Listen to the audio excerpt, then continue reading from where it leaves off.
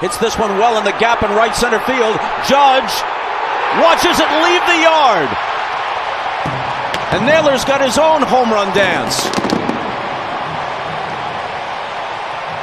For the 10th consecutive start, regular season and postseason, Gerrit Cole has given up at least one home run. And his 3-0 lead is down to 3-2.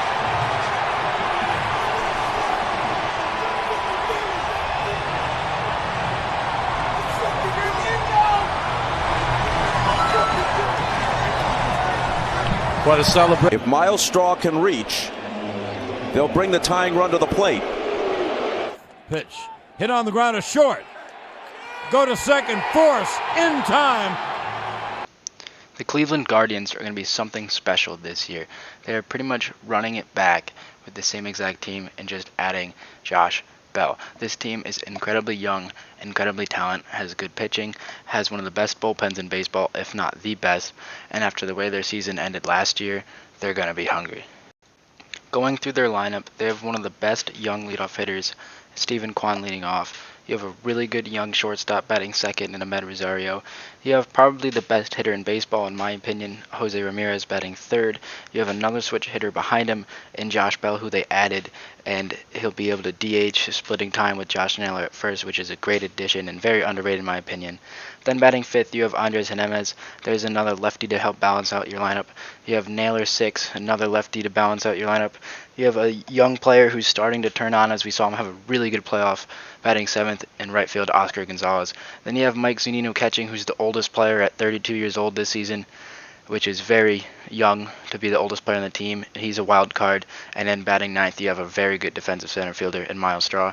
If you take a look at this team's bench as well, we have more young players that who knows what's going to happen. I'm very interested in Gabriel Arias. He was very interesting to watch in the playoff series against the Yankees. He might be able to have some good contributions to this team. You go on to the pitching, and this is where the rotation, I think, is their weakest point. They don't have any lefty starters, and they'll really need Shane Bieber to be back to his Cy Young years. He wasn't great last year. I know he had injuries, but Tristan McKenzie as the two spot, he's going to continue to take jumps forward, and the whole rotation is young, and if they keep progressing the way they've been progressing, they're going to be dangerous. But I would like to see them add another lefty starter.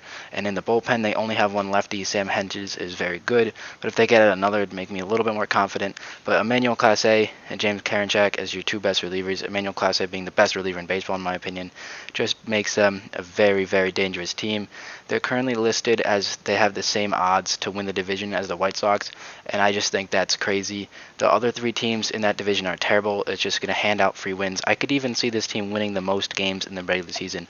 They have so much talent, and to play three really weak teams a ton of times in the season, they're like 19 times they're going to they'll play the Royals, White Sox, the Royals, Twins, and Tigers. Those are just almost 60 free wins there. They'll play the White Sox. I think they're a better team. That's the only threat for them in the division. They're a much younger team. They're trending upward. White Sox are trending downward. They're a team that, if I'm a team in the American League, I'm scared of the Guardians. I don't want to play them in the playoffs. They probably should have beat the Yankees. They let some games go. They let the Yankees back into the series. They were up 2-1, and then they lost it. But they have elite offense with elite pitching and then an elite bullpen, and there's really no flaws in this team. I think the starting pitching rotation is the weakest of the three, but it's not weak. It's still top 10 in the MLB. That's how good they are. They have a top 10 bullpen, probably top 5 bullpen, top 10 lineup, maybe top 5, and they definitely have a top 10 rotation, but it's towards the latter end. They're a really dangerous team. They have so many young guys who are going to be better than what they were last year. Steven Kwan was batting leadoff, led the team in hits in the playoffs, and he's a rookie. He's just going to continue to get better. Jose Ramirez is the best switch hitter in baseball. This guy hits home runs on pitches that almost bounce. He hits them in front of his ability to hit a baseball is just amazing. I'm a huge Jose Ramirez fan.